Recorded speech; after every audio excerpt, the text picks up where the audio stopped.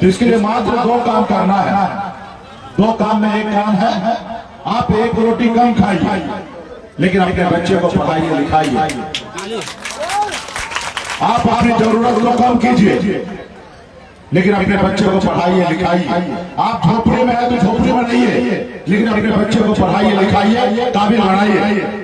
जब तक हमारा समाज शिक्षित नहीं होगा तब तक हमारा समाज आगे नहीं बढ़ेगा। इसलिए साथियों, आपको इस गरीबी से बाहर निकलना है तो बच्चे को पढ़ाना लिखाना है।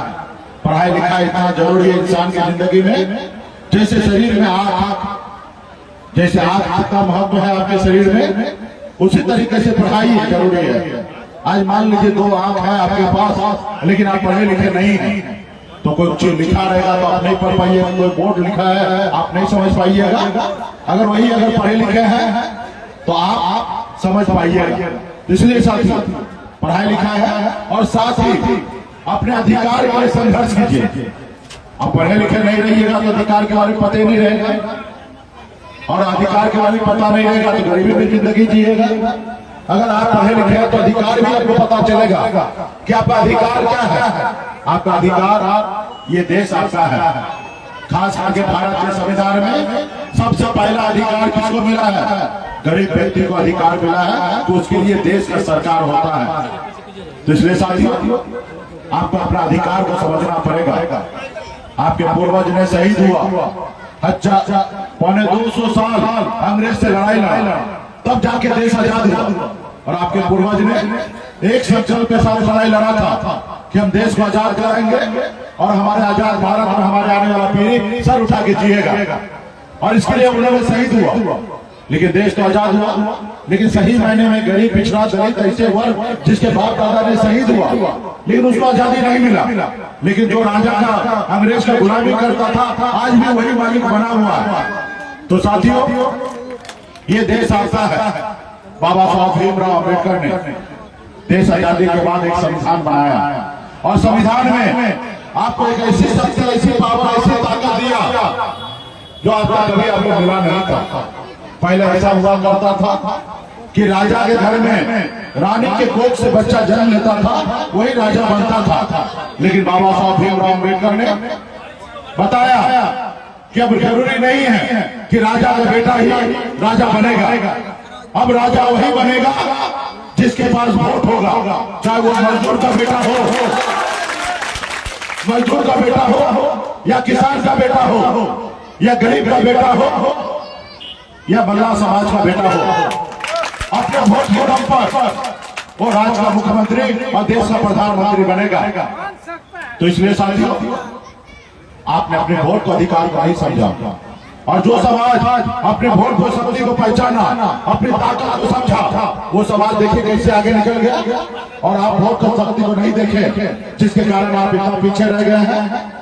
आज हम लड़ाई लड़ रहे हैं आरक्षण के लिए। ये भारत में संविधान में दिया हुआ आरक्षण है। बिन विधान नियम लागू। अगर आप बंगाल में जाइए तो वहाँ पे आरक्षण है एससी का। आप दिल्ली में जाइए जहाँ संविधान बना था, जहाँ देश के प्रधानमंत्री रहते हैं, वहाँ पे समाज को आरक्षण मिला है एससी का, लेकिन आपको नहीं मिला है। तो बताइए, देश एक है, संविधान एक है, देश के चलाने वाला मुखिया एक है, फिर आपके साथ भेदभाव ऐसे हो रहा है क्योंकि आप अपने अधिकार के लिए लड़ाई नहीं लड़े। तो इसलिए साथियों, ये आपका हक अधिकार है कि एक ही देश में अलग अलग नियम कानून कैसे चलेगा। आज आपके भाई को बंगाल में आरक्षण है, आपको नहीं है। तो इसके लिए अगर 30-40 साल पहले, 50 साल पहले समाज में लोग जागरूक होते, अगर लड़ाई लड़ते, अपने हक अधिकार के लिए पढ़े लिखे होते, तो आज समाज को आरक्षण मिल गया होता। और आरक्षण मिल गया होता तो आज आपको क्या लाभ मिलता, मैं आपको बताता हूं। आज यूपी, बिहार, झारखंड में मैं जाता हूं, एक भी निशान का बेटा कलेक्टर नहीं है। अगर आरक्षण मिल गया होता तो दर्जनों निशान का बेटा कलेक्टर होता, एसपी होता, एसडीओ होता, बीडीओ होता, सीओ होता, डॉक्टर होता, इंजीनियर होता। लेकिन आपको आरक्षण नहीं मिला, जिसके कारण आप इतना मजबूर है। आज आरक्षण मिल गया होता, लोग आपको परेशान करता, मारता, पीटता, आप जाके उसके थाना में एक केस कर देते, आपको हेल्थ उसको लगा देते, वो आपके पीछे आपके दरवाजे पे आ जाता।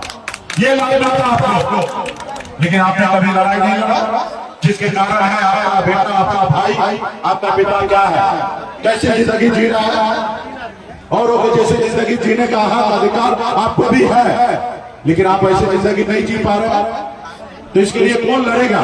इसके लिए आप ही को लड़ना पड़ेगा। आज बताइए, अभी ठंड का महीना आएगा दिसंबर का, ऐसे समय में लोग घर से बाहर नहीं निकलते हैं, लोग अपने रजाई से बाहर नहीं निकलेंगे, कंबल से बाहर नहीं निकलेंगे, लेकिन आपका भाई, आपका पिता, आपका दोस्त क्या करेगा? घर से बाहर निकलेगा, तालाब में, झील में उतरेगा, फिर मछली मारेगा, फिर बाजार में बेचेंगे, तब उसके घर पे चूल्हा जलेगा। आप बताइए ना, ऐसे समय में आपके लोग इतने कष्ट भरी जिंदगी जीता है, उसके लिए कौन लड़ेगा? आप ही को लड़ना पड़ेगा, दूसरा कोई नहीं आएगा लड़ने के लिए। आज तक कोई आया लड़ने के लिए? 75 साल 77 साल हो चुका देश का आजादी का, आज तक कोई नहीं आया लड़ने के लिए, और आगे भी कोई नहीं आएगा लड़ने के लिए। साथियों, आपके अपने बच्चे का भविष्य के लिए आप ही को लड़ना पड़ेगा। आज ऐसा है कि निशान स्कूल में बच्चा जन्म लेता है, ऐसा लगता है कोई गुनाह कर दिया, कोई पाप कर दिया। आज आपके घर में बच्चे जन्म लेते हैं, आप ऐसे माँ बाप हो कि आपके घर में बच्चे जन्म लेता है, और वो बचपन से लेकर बुढ़ापा तक गरीबी में जिंदगी जीते हैं, उसके लिए कौन लड़ेगा? आज आप ऐसे माँ बाप हो कि आपके घर में बच्चे जन्म तो लेते हैं, लेकिन आप जब वो बीमार पड़ता है, तबीयत खराब होता है, आप उसको सही से इलाज नहीं करा पाते हैं, क्योंकि आपके पास पैसा नहीं है कि औरों को जैसे प्राइवेट हॉस्पिटल में इलाज कराइए। आप गरीब है, सरकारी हॉस्पिटल में जाते हैं, धक्का खाते हैं, और आपके सामने में दम तोड़ देते आपके बच्चे, किसी आपका उसको सही इलाज नहीं करा पाते हैं। आप बताइए ना, क्या आप ऐसी जिंदगी जीना चाहते हैं? अगर नहीं जीना चाहते हैं तो अपने समाज के लिए, अपने बच्चे के भविष्य के लिए लड़ाई लड़िए, एकजुट होइए, एक साथ रहिए। आज हम लोग निषाद समाज के 22 जाति है, भील बेलदार, नौनिया, मलाह है, सब हम एक ही हैं। अपने हर अधिकार के लिए एकजुट होइए, लड़ाई लड़िए। आज जो लोगों ने लड़ाई लड़ा, वो देखिए कितना आगे निकल गया। जो लोग अपने वोट को, शक्ति को पहचाना, देखा, समझा, वो देखिए कैसे आगे निकला। जैसे हमारे आदरणीय लालू प्रसाद यादव जी, जैसे हमारे मुलायम सिंह यादव जी, हमारे स्वर्गीय पासवान जी, हमारे उत्तर प्रदेश की बहन मायावती जी, नीतीश कुमार जी, तमाम ऐसे लोग, ये लोग भी पिछड़े समाज के लोग हैं। ये कोई अमीर घर में जन्म नहीं लिए, ये भी गरीब घर में ही जन्म लिए, लेकिन इन्होंने संघर्ष किया, लड़ाई लड़ा। जब लालू प्रसाद यादव के दल बना तो उनके समाज के लोग, उनके लोगों ने उनको मदद किया। जब मदद किया तो दल को बल मिला। जब दल को बल मिला तो आदरणीय लालू प्रसाद यादव जी 15 साल बिहार के मुख्यमंत्री रहे, और अपने समाज को कहां से कहां पहुंचाया, अपने हक अधिकार के लिए कैसे आगे बढ़ा, अपना भी नाम किया, अपने राज्य का नाम किया, देश में अपनी पहचान बनाई। तो साथियों, सिर्फ आपको जरूरी है संघर्ष करना। सत्ता, पावर जो है वो पैसे से नहीं होता। बाबा साहब ने आपके पास जो शक्ति दिया, वोट गिराने का शक्ति, वो वोट में है। आज आपके वोट से देश का प्रधानमंत्री बनता है, राज्य का मुख्यमंत्री बनता है, एक विधायक सांसद बनता है, एक मुखिया, एक वार्ड सदस्य आपके वोट से बनता है। लेकिन आप क्या करते हैं? अपने लोगों को नहीं चुनते, अपने नेता के साथ नहीं रहते हैं। जिसका कारण है आप अपना वोट 200 रुपए में बेच देते हैं, अपने बच्चे का भविष्य बेच देते हैं। अगर अपने लोगों के साथ मजबूती से लड़ाई लड़िएगा तो बदलाव आएगा। आज लड़ाई लड़ेगा लालू जी तो बदलाव आएगा उस समाज में। तो इसलिए साथियों, आज बाबा साहब भीमराव अम्बेडकर के पास जब पावर आया, शक्ति आया, तो आपके लिए लड़ाई लड़ा ना, आपके लिए संविधान बना के दिया, जिसके कारण आज आपके पास आरक्षण है, जैसे आप सब उठा के जीते हैं। तो इसलिए साथियों, जैसे हमारे एक नाई समाज का बेटा कर्पूरी ठाकुर जी, जननायक कर्पूरी ठाकुर जी को जब मौका मिला तो आपको 18% आरक्षण दिया ना, क्योंकि वो आपके समाज के लोग थे, आपके बेटा था, वो गरीब को दर्द समझता था, इसलिए आपने ये लड़ाई लड़ा, आपको आरक्षण दिया। अगर वो आपका नहीं होता तो आपके लिए लड़ाई नहीं लड़ता, आपको नहीं फायदा देता। तो इसलिए साथियों, जब भी समय आए समाज के हक अधिकार के लिए, उस समय को लड़ाई लड़िए, संघर्ष कीजिए। आज मुझे देख लीजिए, मैं भी गरीब घर में जन्म लिया, कोई बड़े अमीर घर में जन्म नहीं लिया। जहाँ हजारों समस्या था, तकलीफ था, वही मेरा जन्म हुआ। पिताजी मछली मारते थे, दादाजी मछली मारते थे, ऐसे परिवार में जन्म लिया। ऐसे गरीबी में जन्म लिया जहां 4 रोज मछली ना मारा गया तो 5वें दिन घर पे खाना कैसे बनेगा, उसके लिए तकलीफ था। लेकिन मैंने संघर्ष किया। मात्र 18 साल की उम्र में अपने घर परिवार को छोड़कर, माँ बाप को छोड़कर मुंबई जैसे शहर गया, मेहनत किया, मजदूरी किया। 900 रुपया महीने पे नौकरी में करता था, 30 रुपया रोज पर मजदूरी करता था। लेकिन मेहनत के दम पे संघर्ष को बदला, मैंने अपना नसीब को बदला। वहां पे एक बेहतर जिंदगी जीने लगा। बम्बई जैसे शहर में अपना कामयाबी का झंडा गाड़ा, एक बेहतर जिंदगी जीने लगा। फिर मैंने देखा कि लोग चांद पे घर बनाने के लिए सोच रहा है, लेकिन हमारे लोगों के लिए इस धरती पे रहने के लिए घर नहीं है। और उसके बाद मैंने बम्बई के ऐसे आराम की जिंदगी को छोड़कर, घर परिवार बच्चे को छोड़कर, एक समय मजबूरी था, घर परिवार को छोड़कर बम्बई गया। जब हमारे पास सब चीज था और है, उसके बावजूद भी मैं घर परिवार को छोड़कर आज आपके हक अधिकार के लिए लड़ाई लड़ता हूँ। क्यों लड़ाई लड़ता हूँ?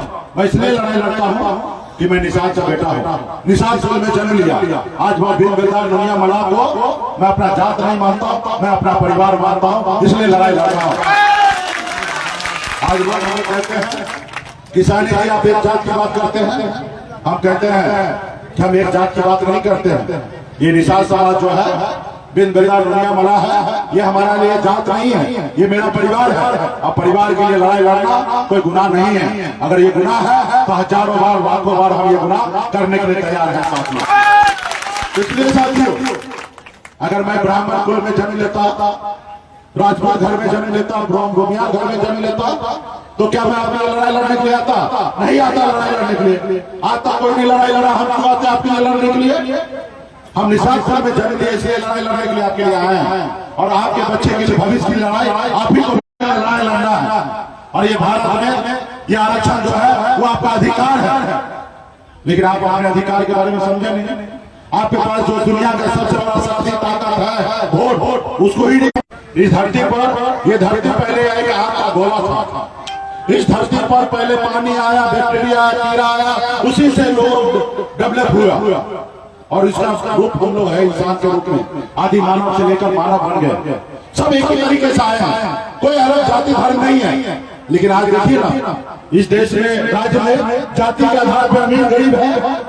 अगर ब्राह्मण में जाइएगा देखने के लिए तो 90% लोग अमीर है, 10% लोग गरीब है। लेकिन वही अगर जाइएगा पासवान में देखने के लिए तो 90% लोग गरीब है और 10% अमीर है। वही निषाद में जाइएगा तो 90% लोग गरीब है, 10% सही है। अगर वही अगर दलित में चले जाइए तो उसमें 95% लोग गरीब आएगा, 5% लोग अमीर होगा। लेकिन वही भूमियार में जाइए, राजपूत में जाइए तो 95% लोग अमीर है। क्यों?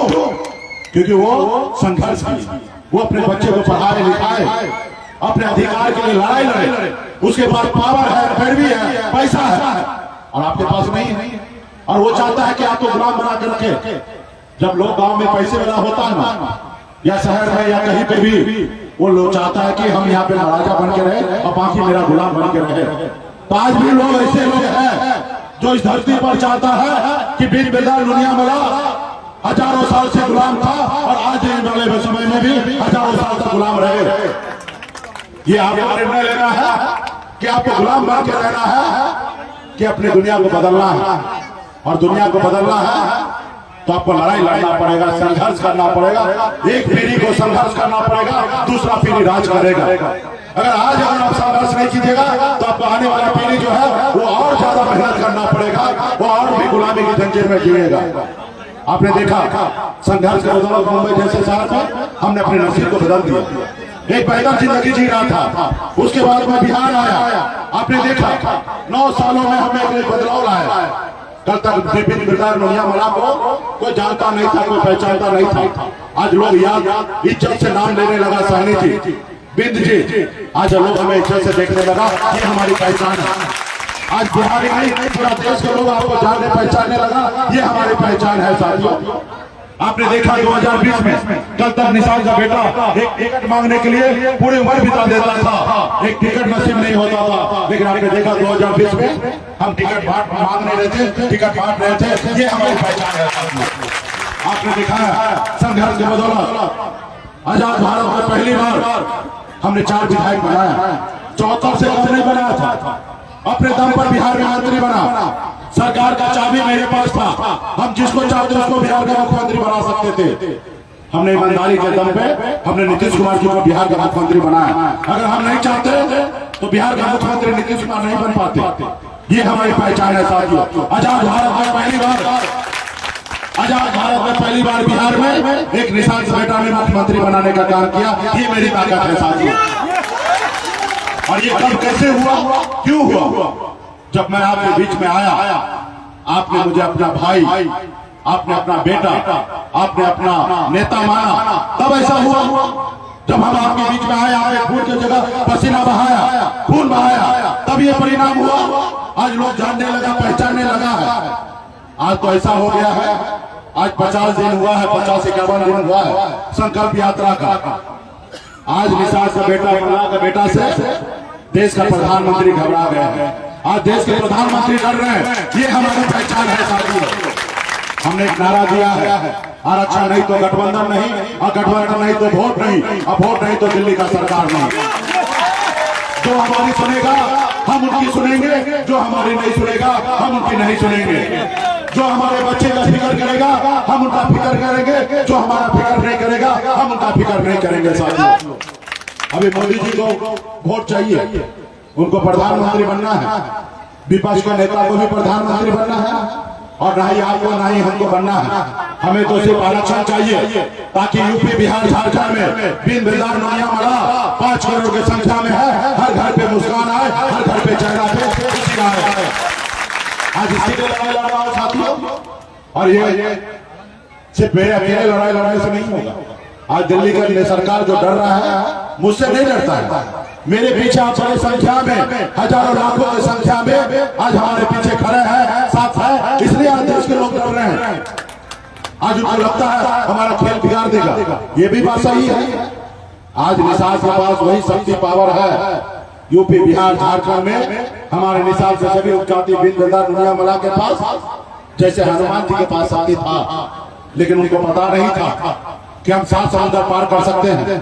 लेकिन जब एहसास दिलाया गया, उनको बताया गया हनुमान जी को कि हे प्रभु, आपके पास अपना पार शक्ति है, आप 7 समुद्र पार कर सकते हैं। जब हनुमान जी का एहसास हुआ तो हनुमान जी 7 समुद्र पार जाके रावण को, लंका को जलाने का काम किया साथियों। वही शक्ति, वही पावर बिन बेदार नोया मला के बेटा के पास है कि अगर आप एक हो जाएंगे, अपने पैर पर अपने बच्चे का हक अधिकार के लिए लड़ने लगेंगे, तो पटना तो छोड़िए, हम दिल्ली को कब्जा कर सकते साथियों। दिल्ली को कब्जा कर सकते, ये ताकत है हमारे पास। आज जो हमसे दोस्ती करेगा, तीनों राज्य में वो 60 लोकसभा सीट जीत सकता है, और जो हमसे दुश्मनी करेगा वो 60 लोकसभा सीट हार सकता है। आप समझिए कि जो 60 लोकसभा सीट हारेगा उसके लिए दिल्ली कितना दूर होगा, वो लंदन से भी ज्यादा दूर हो जाएगा साथियों, लंदन से भी ज्यादा दूर हो जाएगा। तो इसके लिए सिर्फ जागरूक होना है, संकल्प के साथ कि हाँ, मैं अपने संकल्प करता हूँ कि हम 1 रोटी कम खाएंगे, लेकिन अपने बच्चे को पढ़ाएंगे, लिखाएंगे। आपको संकल्प लेना पड़ेगा कि हर हालत में अपने समाज के हक अधिकार के लिए हम 12 बजे रात को भी लड़ाई लड़ेंगे। जैसे आज रात को 9 बजने के लिए जा रहा है, लेकिन आप यहाँ पे डटे हुए हैं अपने नेता, अपने भाई, अपने बेटा को सुनने के लिए। इसी तरीके से संकल्प लेना पड़ेगा। चुनाव के समय में आपको संकल्प लेना पड़ेगा कि हम अपना बच्चे का भविष्य 200 रुपए में नहीं बेचेंगे, हर हाल में वोट को अपने नेता, अपने दल, अपने लोगों के साथ खड़ा रहेंगे, दूसरा किसी के साथ नहीं रहेंगे। तो बदलाव आएगा और लड़ाई लड़ना जा रहा है। तो इसलिए साथियों, आपको लड़ाई लड़ना पड़ेगा, संकल्प लेना पड़ेगा। तो क्या आप लोग लड़ाई लड़ने के लिए तैयार हैं? चलिए, बहुत बहुत धन्यवाद। तो क्या आप लोग संकल्प लेने के लिए तैयार हैं? चलिए, बहुत बहुत धन्यवाद। इस बार हमने ऐसा दवा बनाया है, जैसा आपने देखा था कोरोना काल में देश का डॉक्टर ने एक वैक्सीन बनाया था देश के लोगों को सुरक्षित करने के लिए। इस बार हमने भी एक वैक्सीन बनाया है, और वैक्सीन ऐसा बनाया है कि जितना आप लगाइएगा ना, उतना मोदी जी का कुर्सी हिलेगा, और जितना मोदी जी का कुर्सी हिलेगा ना, उतना वो डरेंगे, और जितना डरेंगे उतना जल्दी आपका निषाद का बेटा को आरक्षण लागू करेंगे। और जैसे आरक्षण लागू होगा तो निषाद का बेटा भी कलेक्टर बनेगा, एसपी बनेगा, एसडीओ, डॉक्टर, इंजीनियर बनेगा। तो आप सब तो वैक्सीन लगाइए, एक एक गांव में जाइए और लोगों को समझाइए, बताइए। हमारा संदेश को बताइए। आज तो हम आपके सामने पंडित जी बन के आए हैं, इसके बाद हर एक निशान का बेटा अपने आप को सल्ला बल्ला बनकर एक एक गांव में जाइए, सबको संकल्प करवाइए और वीडियो बनाइए और मोदी जी को भेज दीजिए, एक ट्वीट कर दीजिए, गृह मंत्री को ट्वीट कर दीजिए, बता दीजिए कि मोदी जी अब बिहार में निशान का बेटा अपना वोट नहीं बेचेगा, निशान का बेटा अपने नेता, अपने पार्टी, अपने दल के साथ और आरक्षण के लिए रहेगा, अपने बच्चे का भविष्य के लिए रहेगा।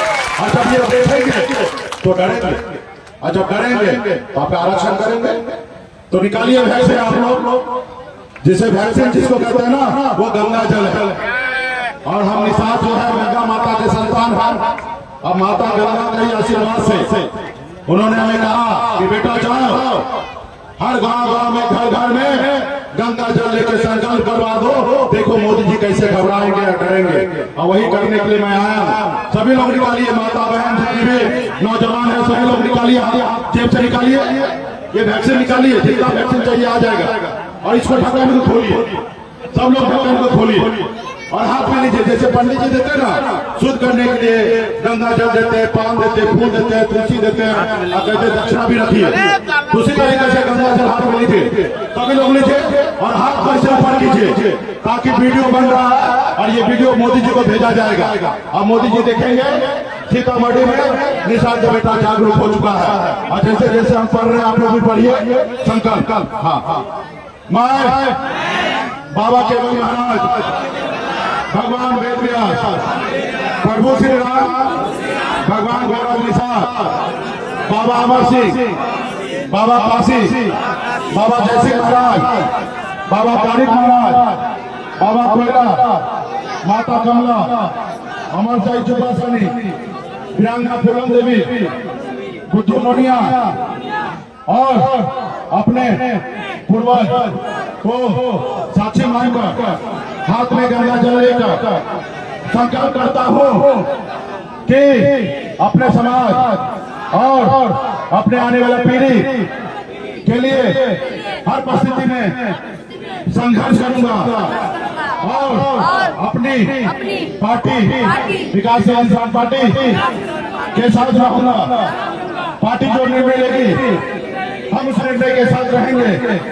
हम संकल्प लेते हैं एक रोटी कम खाएंगे लेकिन अपने बच्चे को पढ़ाएंगे लिखाएंगे। हम संकल्प लेते हैं एक एक निशान के घर पे जाएंगे, सभी को संकल्प करवाएंगे। जय निशान राम, जय बीजेपी, जय बिहार। चलिए बहुत बहुत धन्यवाद।